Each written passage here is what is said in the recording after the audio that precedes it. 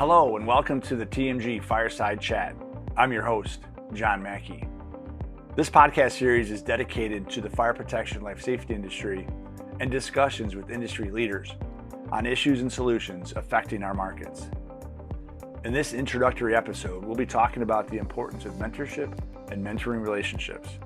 We highlight two influential leaders that have had positive impacts on our careers, and for me, in the fire protection industry, that person was Dennis Kennedy, who I highlighted in the TMG blog earlier this year. I am joined by Wills Moore, president of Agilitas Human Capital Consulting, in this episode. Please make sure you like, follow, and subscribe to the Mackey Group blog on our website, MackeyGroupLLC.com, and the Mackey Group channel on YouTube. We plan on pulling together more fireside chats as we attend industry events throughout the year. You can find contact details for both Wills and me in the podcast notes, as well at the end of this video. Thank you for listening, and I hope you enjoy this episode.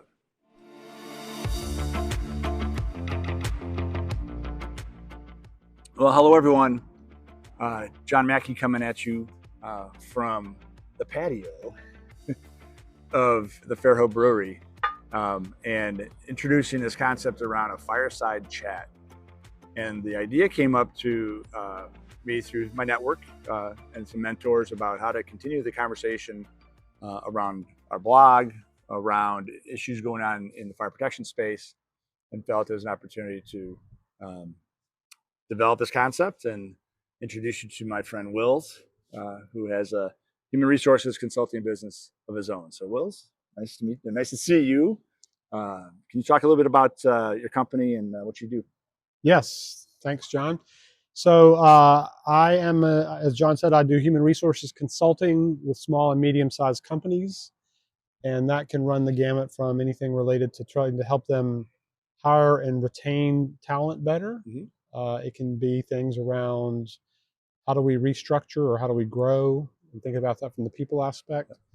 I also do a lot of woven in there executive coaching, high potentials or leaders that may be struggling with a new role, those kind of things. Wow. So it's really kind of a number of different areas, but as we all know and have certainly learned even more so the last couple of years, people are the most vital and complicated part of making the world go around in business.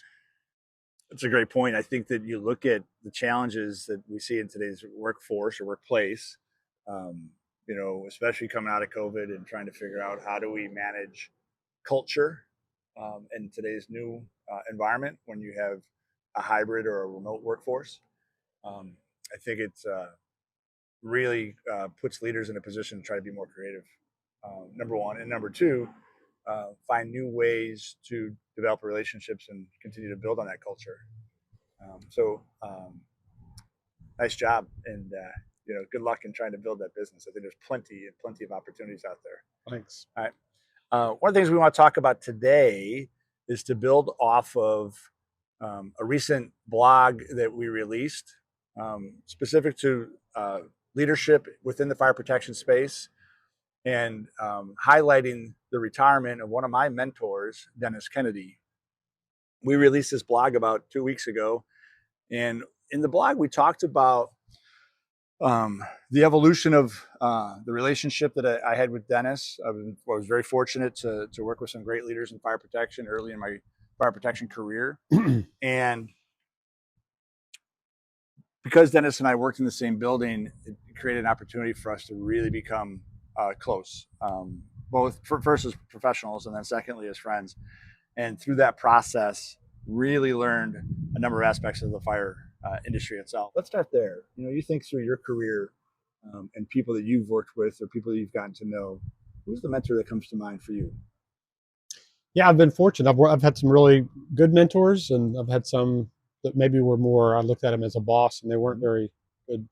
And I think that's an important discussion to come back to, is kind of that whole coach versus mentor versus your boss. But one of the best mentors I've had was someone I hired to be the first executive coach that I ever worked with.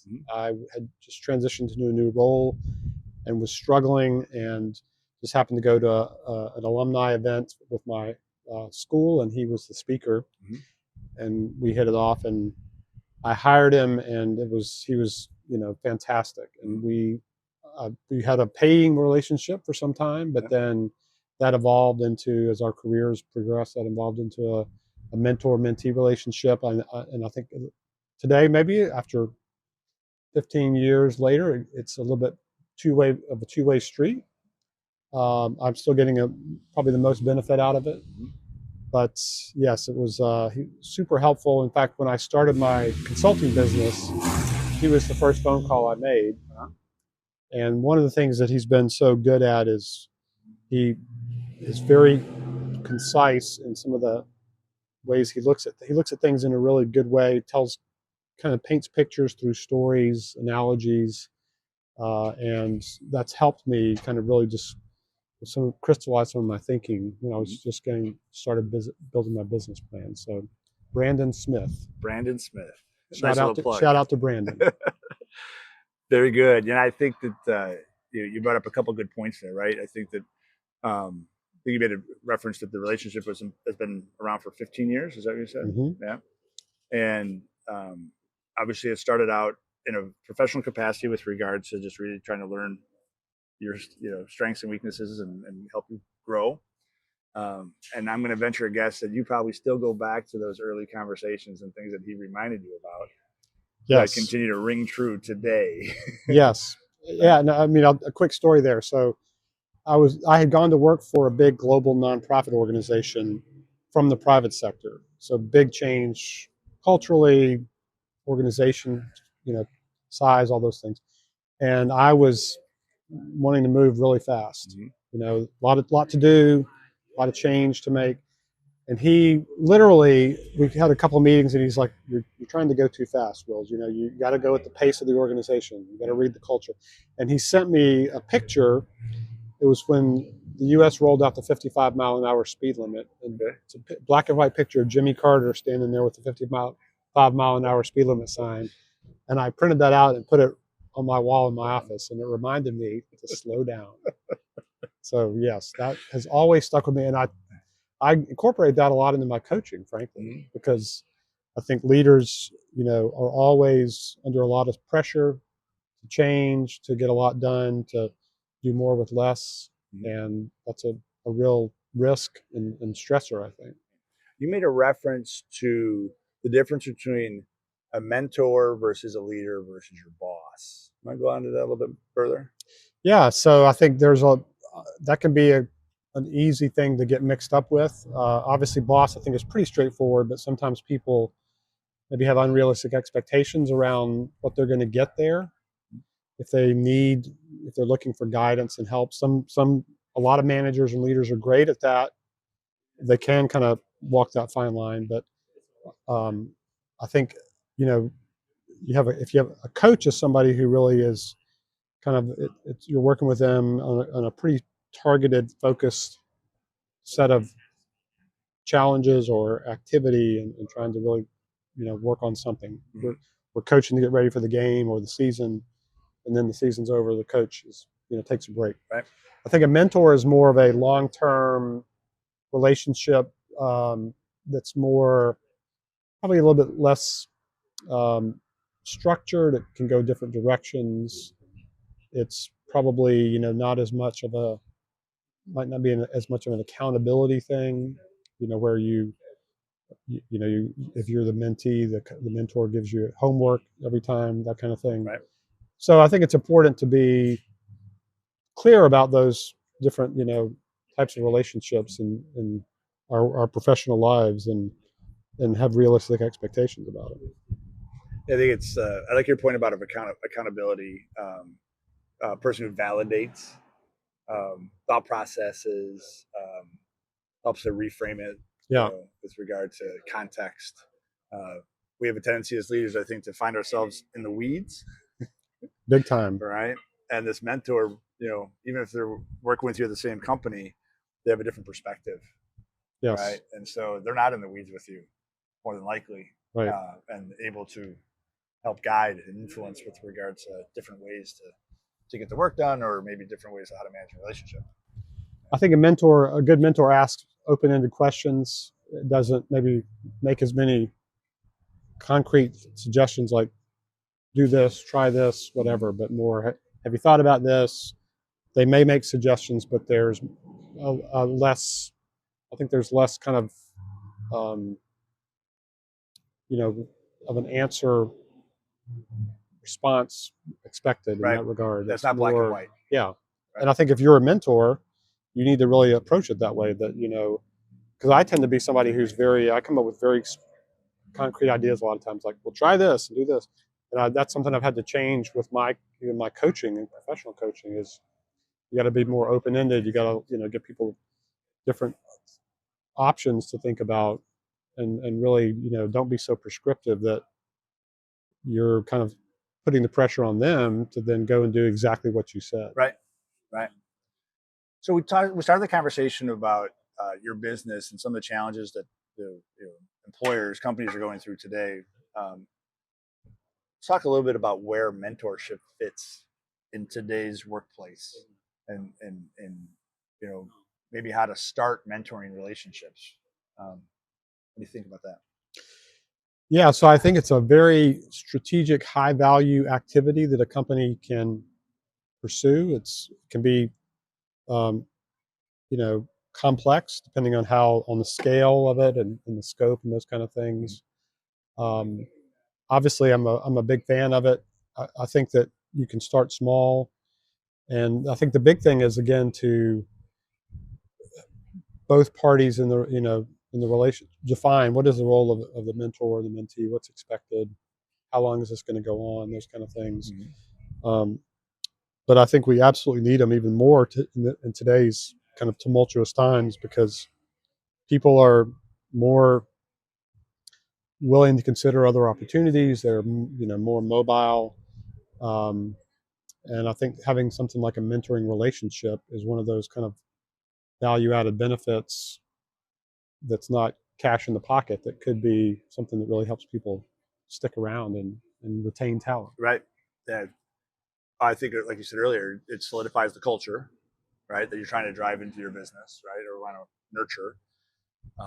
I also think it gives people more touch points versus just boss manager or Yes. employee manager relationship, or where they fit on an org chart.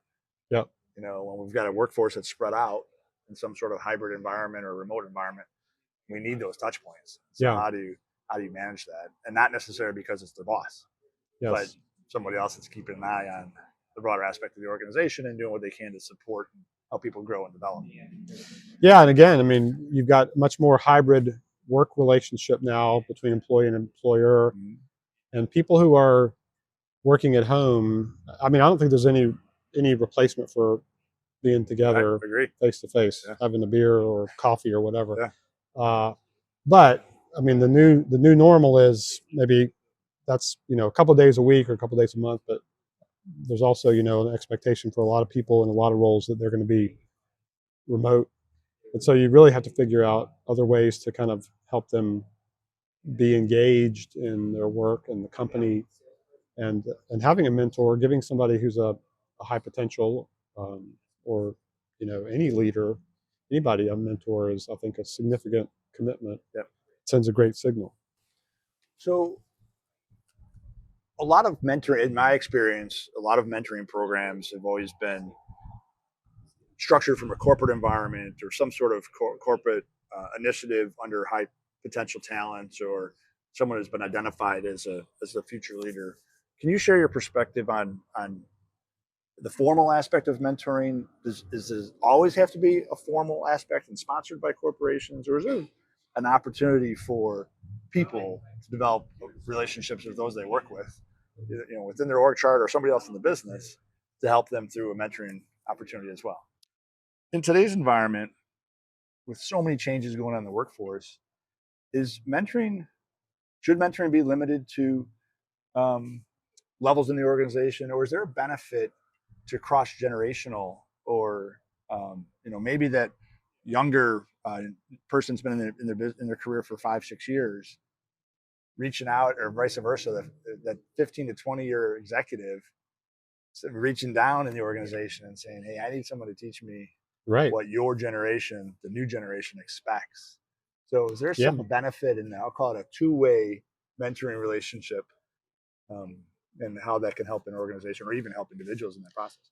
I think that's a great call out that, if you look at the demographics of the workforce today have completely changed, and they're continue to skew to younger, digital natives and all these things. And so you've got a bigger divide, I think, in the workforce today with kind of the way people get work done, how they communicate, those kind of things. And so I think it's, really a brilliant idea to potentially try to have that be a two-way street. Not just, it doesn't have to be, the 50-year-old mentoring the 25-year-old, or Yoda, with all his wrinkles and hairy ears, mentoring Luke, the handsome stud. There's probably if we go back and watch Star Wars, Luke probably taught Yoda a thing or two that we could find.